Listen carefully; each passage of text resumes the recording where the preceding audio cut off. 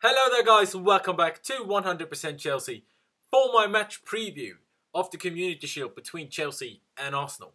It's finally back, the wait is over, the summer break is finally over, pre-season is finally over. There's actually something to talk about now, like properly talk about, that anyone cares about, you know what I mean? It's finally back. It's been way too long. I hate these summers without any major tournaments and just pre-season and no, I can't handle it. But we're back for the Community Shield, and obviously, like I said, we're up against Arsenal. I'm talking about Arsenal, like I usually do, talking about opposition. Starting off with their pre-season results. So started off with 2-0 win over Sydney FC. Then they beat Western Sydney 3-1. They drew 1-1 to Bayern, then actually beat them in penalties, but there was no extra time. So they drew 1-1 in 90 minutes against Bayern Munich. Then we beat them 3-0. They beat Benfica 5-2. And their last preseason game, they lost 2-1 against Sevilla. So, as you can see, they had six preseason games compared to our 4 preseason games. They're not the best, but neither are they the worst results. They had some good results, some bad results, I suppose. But I obviously only watched their game against us, so I don't really know how well they played in preseason, so it's difficult to judge. The results don't always paint the right picture, as you can see with our results, which I'll talk about later. But yeah, it's difficult to judge how good they're going to be. But talking about their injury situations, do they have anyone out injured? So Arsene Wenger yesterday in his pre-match press conference confirmed that Mesut Ozil and Aaron Ramsey were not in full training, but should be okay to play in the game. As for Alexis Sanchez and Shkodran Mustafi, they only just joined the team after playing in the Confed Cup, as did Rudiger for us. Not exactly sure when exactly they joined. Assume like a week ago, similar to when Rudiger joined. And he said he hasn't yet decided whether they will play or not. I expect both Mustafi and Sanchez to be on the bench. Maybe Mustafi to start. I don't think Sanchez will start. I do expect Ozil to start as well. I don't know whether Ramsey will start, but that's not because, he was injured or is injured, but just generally speaking, I'm not sure whether he'd start Ramsey, or just someone else in midfield. You know what I mean? But yeah, we'll obviously have to wait and see whether Sanchez, Mustafi, Ozil and Ramsey, whether they will be in the team, but obviously everyone else is available. So, you can expect their strongest team. I expect Lacazette to play. Let's see if Lacazette will be any better than he was against us in pre-season, because he really was dreadful in that game. Now coming to Antonio Conte's press conference that took place a little bit earlier on today. First of all, talking about if we've got anyone out injured, only Hazard, that we obviously all know about, and Bakayoko out injured. He doesn't think they'll be available against Burnley next week either. Very obvious for Hazard, but for Bakayoko, I still find it a bit weird. But Conte actually revealed that he actually had a knee surgery that at least I didn't know about. Maybe other people knew. I didn't know he had surgery. I just find it weird. I still don't get my head around why we signed a player that, once the Burnley game has taken place, that's the word, will have been out for 4 weeks, since we signed him. That's a long time. If he's injured for like a week or two after we signed him, that's fine. But he's been out for a full month after our signing him. Why do we sign a completely injured player? Isn't that very risky? We don't know how the injury will affect his game, Isn't that very risky? I think it's risky. I don't know. But we'll have to wait and see. But good news is that Pedro has recovered from his facial injury when he had multiple fractures in his face that he suffered against Arsenal when he collided with the goalkeeper Ospina. He was in full training pretty much all week, was just wearing a mask, another part of our Zorro team at Chelsea. But yeah, it's obviously great that he's back. Conte is awaiting a very difficult game, but we obviously want to start the new season with a win. For Conte, it's certainly not a friendly. It's the first trophy that's given out in the season, and we definitely want to win. Obviously, a major topic at the moment is the Neymar transfer to PSG for £200 million. Antonio Conte was asked about it, and he was asked whether Chelsea can compete with PSG for moves like for Neymar. And Conte said, well, right now, we have to improve our squad in numbers, because our squad is very small, and one top player, for example, like Neymar, wouldn't do what we need right now. So we need multiple players. So, clearly indicates that, a fair few more players will come in. What kind of quality those players will end up being, that's a different question. But, at least we'll probably get some more players in to actually have a big enough squad to actually compete on all 4 fronts. He also said that the club knows how many and which players Conte wants and needs. And he also said that they're doing their best to, get those players in, but we have to be patient. So I don't know what that exactly means. I don't know if that means the board are just taking too long, or whether we're waiting for the right offers or the right players or whatever. We'll have to wait and see, I suppose. Then he was asked whether Chelsea fans should be worried to lose Eden Hazard to Barcelona after obviously having sold Neymar. Conte just started laughing, which I loved. I loved that. And saying that, he said, we want to sign players. We don't want to sell players. Bit weird. Didn't really matter for Matic last week, apparently. And won't matter for Diego, although that's a different topic, which I'll come to later. And he also said Eden Hazard is very happy to stay at Chelsea.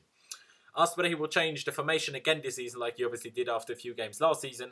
He said after such a good season like we did have last year, you have to, keep the positives and improve the negatives, but the formation was definitely a positive. So what we definitely will do is work on it and improve that formation. But the way he talked about it, it seems very unlikely that we're going to change the formation unless obviously it doesn't work anymore.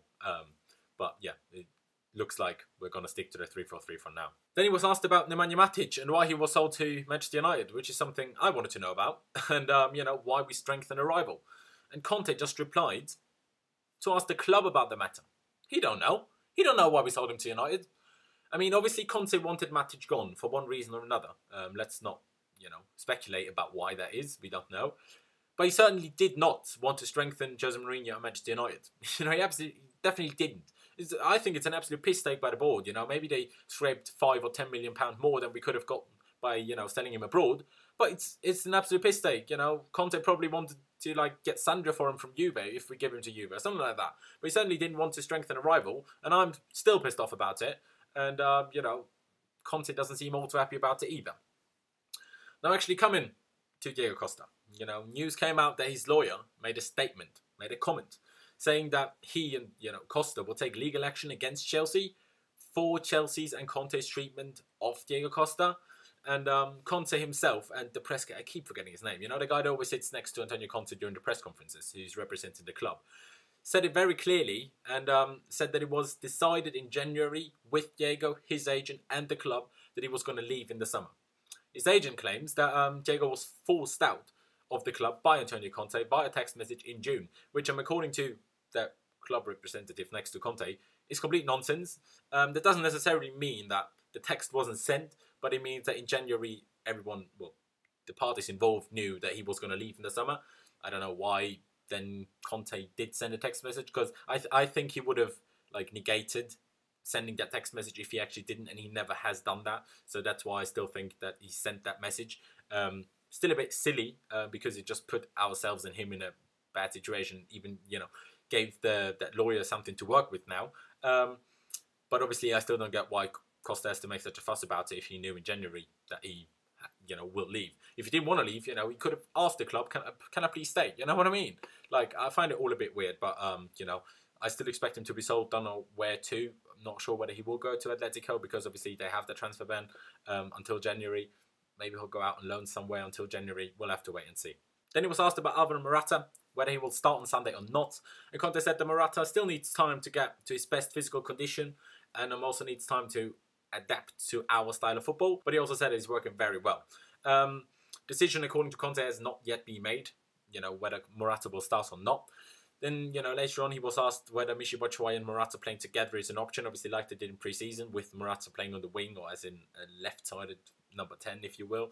And he said, well, it is an option, but in pre-season he used it because he didn't see any other options, with Hazard and Pedro being injured. Doesn't sound very promising for Musonda, if I'm really honest. I find that weird. He's a player. It's an option. It's not like he doesn't exist. But he also said that he wants to play Morata as number 9 this season. And, obviously, again, like I said earlier, formation probably won't change. So I don't expect it to be a regular occasion that that Morata and Batshuayi start the game together up front as both strikers in a 3-5-2, for example. I don't think that will happen.